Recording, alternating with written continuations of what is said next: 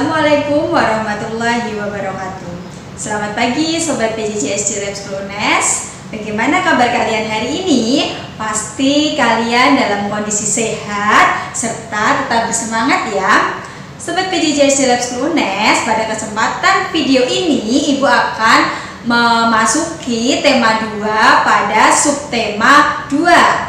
Fokus muatan pelajaran yang akan Ibu jelaskan, yang akan Ibu kupas pada video ini yaitu muatan pelajaran IPS. Nah, pada video ini kita akan mempelajari tentang upaya-upaya mempertahankan kemerdekaan negara Indonesia. Sobat PJJ Lab UNES, setelah kemerdekaan Indonesia diproklamasikan, bangsa asing datang kembali untuk menguasai Indonesia loh. Perjuangan pun berlanjut dengan tujuan mempertahankan kemerdekaan Indonesia. Perjuangan tidak lagi bersifat kedaerahan, melainkan bersifat nasional. Nah, Sobat PJJ Lab UNES, berikut ini adalah pertempuran-pertempuran yang menandakan bahwa para pahlawan Indonesia itu memperjuangkan kemerdekaan Indonesia, memperjuangkan kemerdekaan Indonesia. Nah, salah satunya itu ada pertempuran Medan Area, kemudian pertempuran Ambarawa, kemudian Bandung Lautan Api. Dan selain melakukan pertempuran-pertempuran, cara mempertahankan kemerdekaan Indonesia itu dengan cara diplomasi, kemudian melakukan perjanjian-perjanjian dan melakukan perundingan-perundingan. Nanti Ibu juga akan membahas mengenai perjanjian Linggarjati, kemudian perjanjian Renville, kemudian perjanjian Rumroyem, dan konferensi Meja Bundar. Sobat PJJ Lab UNES, mari kita belajar upaya-upaya mempertahankan kemerdekaan secara detail ya. Sobat PJJ Lab UNES, sekarang kita akan mengupas tuntas upaya-upaya mempertahankan kemerdekaan pada peristiwa pertempuran-pertempuran yang pernah terjadi di negara Indonesia. Pertempuran yang pertama yaitu pertempuran Medan Area.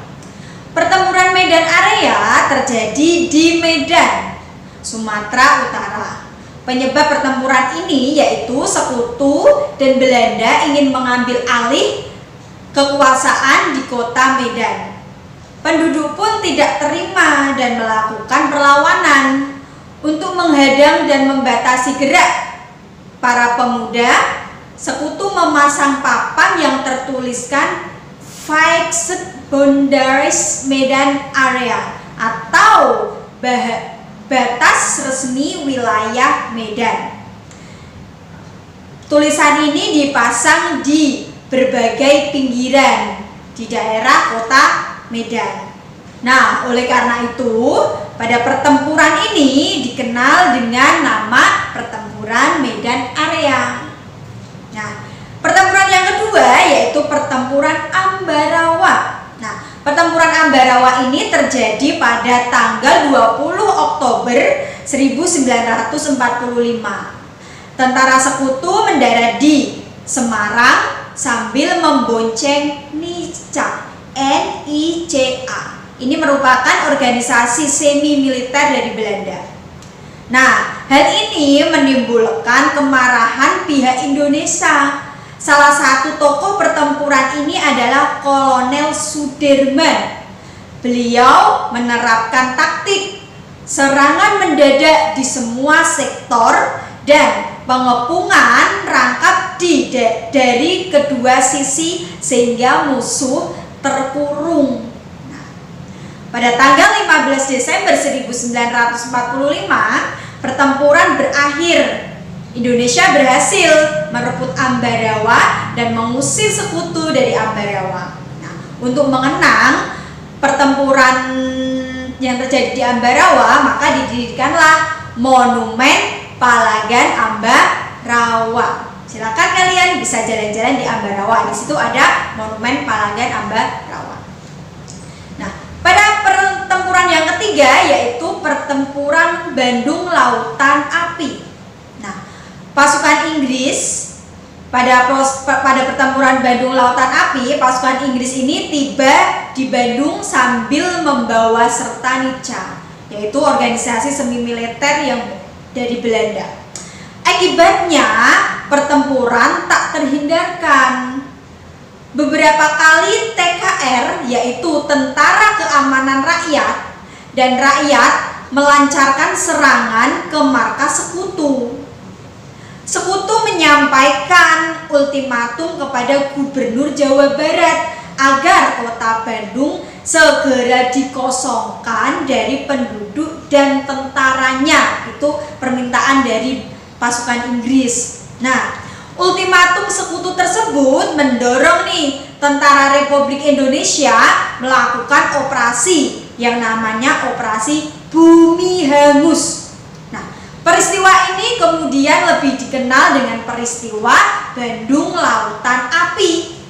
Mengapa? Karena pada tanggal 23 Maret 1946 para pejuang Indonesia membumi hanguskan Bandung bagian selatan untuk apa? Untuk mencegah tentara sekutu dan NICA menggunakan semua fasilitas sebagai markas mereka. Nah, ini salah satu strateginya. Nah, kemudian itulah beberapa peristiwa-peristiwa mempertahankan kemerdekaan Indonesia dari yang peristiwa-peristiwa perangnya. Sobat PJJ SD Lab School UNES, upaya mempertahankan kemerdekaan negara Indonesia setelah kita memproklamasikan kemerdekaan kita itu tidak hanya melalui pertempuran-pertempuran, namun juga dilakukan melalui diplomasi, kemudian perjanjian dan perundingan. Nah, seperti pada peristiwa perjanjian Linggarjati, kemudian perjanjian Renville, perjanjian Rumroyem, dan konferensi Meja Bundar. Kita bahas satu persatu ya. Kita bahas perjanjian yang pertama ya, yaitu perjanjian Linggarjati. Perjanjian Linggarjati terjadi berlaku dari tanggal 15 November 1946 sampai 25 Maret 1947. Perjanjian Linggarjati ini merupakan perundingan antara Belanda dan negara Indonesia di Linggarjati, yaitu di Jawa Barat, yang menghasilkan persetujuan mengenai status kemerdekaan negara Indonesia. Perjanjian tersebut ditandatangani secara sah oleh Ketua Negara pada tanggal 25 Maret 1947. Adapun isi dari hasil perjanjian Linggarjati, yang pertama, Belanda mengakui secara de facto wilayah Republik Indonesia yaitu Jawa, Sumatera, dan Madura. Poin yang kedua, Belanda akan meninggalkan wilayah negara Republik Indonesia paling lambat tanggal 1 Januari 1949. Nah, poin yang ketiga, pihak Belanda dan Indonesia sepakat membentuk negara Republik Indonesia Serikat atau yang kita sebut sebagai negara RIS. Poin yang keempat, dalam bentuk RIS, Indonesia harus bergabung dalam persemakmuran. Nah, Sobat PJJ SD Lab School UNES, perjanjian Linggarjati ini ternyata juga menimbulkan pro dan kontra di kalangan masyarakat Indonesia. Ternyata pelaksanaan perjanjian Linggarjati ini tidak berjalan dengan mulus karena pada tanggal 20 Juli 1947 Gubernur Jenderal H.J. Van Mock akhirnya menyatakan bahwa Belanda tidak lagi terikat dengan perjanjian ini. Akhirnya pada tanggal 21 Juli 1947 muncullah yang namanya agresi militer Belanda yang pertama. Yang kedua yang pernah dilaksanakan di Indonesia yaitu perjanjian Renville. Nah, perjanjian ini terjadi pada tanggal 18 Desember 1947 sampai 17 Januari 1948. Pada perjanjian ini dilakukan antara Indonesia dan Belanda. Perjanjian ini ditandatangani pada tanggal 17 Januari 1948. Ditandatangani, dilaksanakan, atau posisinya itu saat itu berada di atas kapal perang Amerika Serikat yang sedang berlabuh pada Tanjung Priuk di Jakarta. Nah, perundingan dimulai pada tanggal 8 Desember 1947. Perundingan ini ditandatangani oleh Komisi 3 Negara atau kita singkat sebagai KTN, Komisi 3 Negara, yaitu Amerika Serikat, Australia, dan Belgia. Delegasi Indonesia dipimpin oleh Ahmad Syarifuddin. Delegasi Kerajaan Belanda dipimpin oleh R. Abdul Qadir Widjojoatmojo. Apa sih hasil perundingan perjanjian Ringgarjati ini? Hasil perundingannya, poin yang pertama yaitu Belanda hanya mengakui Jawa Tengah, Yogyakarta, dan Sumatera sebagai bagian wilayah Republik Indonesia. Nah, poin yang kedua, disetujuinya sebuah garis yang memisahkan wilayah Indonesia dan daerah pendudukan Belanda. Poin yang ketiga, TNI harus ditarik mundur dari daerah-daerah kontingennya di wilayah pendudukan di Jawa Barat dan Jawa Timur. Perjanjian yang selanjutnya yaitu Perjanjian Rumroyen.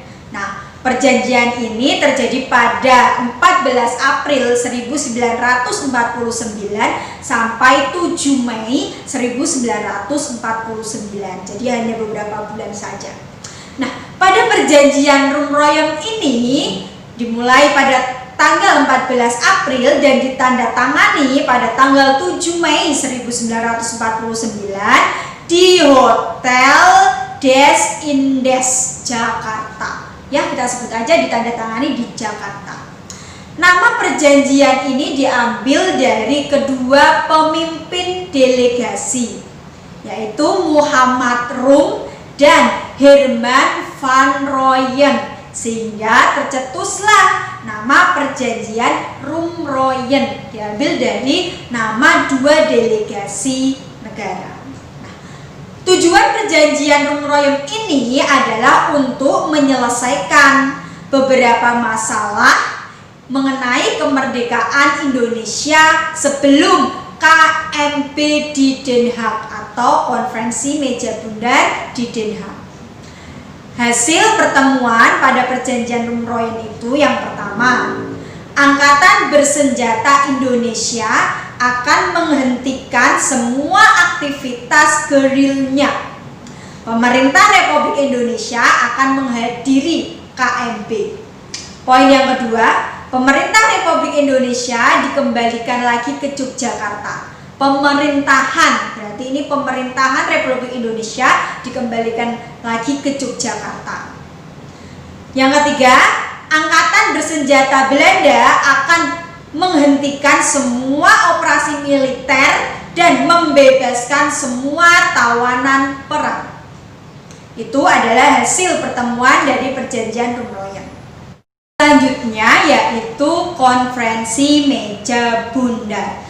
Konferensi Meja Bundar ini terjadi atau selama 23 Agustus 1949 sampai 2 November 1949. Apa sih hasil dari Konferensi Meja Bundar ini yang kita sebut atau kita singkat dengan kependekan KMP ya anak-anak? Jangan lupa kalau ada istilah KMP itu berarti kepanjangan atau peristiwa dari Konferensi Meja Bundar. Nah, adapun hasil dari KMP ini yaitu yang pertama, Belanda mengakui RIS atau Republik Indonesia Serikat sebagai negara merdeka dan berdaulat. Nah, status Irian Barat diselesaikan dalam waktu setahun sesudah pengakuan kedaulatan. Poin yang ketiga, akan dibentuk Uni Indonesia Belanda. Sedangkan poin yang keempat, RIS mengembalikan hak milik Belanda dan memberikan hak konsesi dan izin baru untuk perusahaan-perusahaan Belanda. Poin yang kelima, pengambil alihan utang Hindia Belanda oleh Republik Indonesia Serikat. Sobat PJJ SD Lab School UNES, kalian harus tahu bahwa dulu ternyata Indonesia itu pernah berganti atau namanya itu tidak Indonesia, bukan negara Indonesia, melainkan negara atau RIS, Republik Indonesia Serikat. Nanti ada proses peristiwa, kemudian akhirnya RIS ini kembali lagi dengan istilah Republik Indonesia, seperti itu. Sobat PJJ SD Lab School UNES, itulah upaya-upaya negara Indonesia dalam mempertahankan kemerdekaan. Setelah kalian tahu prosesnya negara Indonesia mempertahankan kemerdekaan, coba Sobat PJJ, kalian resapi perjuangan para pahlawan yang sudah berjuang mempertahankan kemerdekaan Indonesia ini. Sekarang kita berada di negara yang sudah merdeka, tetapi kalian harus ingat, proses menuju kemerdekaan seperti ini melalui proses yang panjang yang harus kita hargai, yang harus kita kenang, yang dimana posisi saat ini kita sebagai siswa harus benar-benar berjuang, ikut serta juga dalam mempertahankan kemerdekaan negara Indonesia. Nah, salah satunya kalian sebagai siswa harus benar-benar belajar dengan rajin, harus benar-benar mencintai negara Indonesia dengan sepenuh hati. Sobat PJJ SD Lab School UNES, demikian pertemuan pada video kali ini. Apa yang Ibu jelaskan di dalam video ini semoga bermanfaat untuk bekal ilmu kalian menuju ke puncak kejayaan atau puncak keberhasilan kalian. Demikian penjelasan dari Ibu. Terima kasih. Wassalamualaikum warahmatullahi wabarakatuh.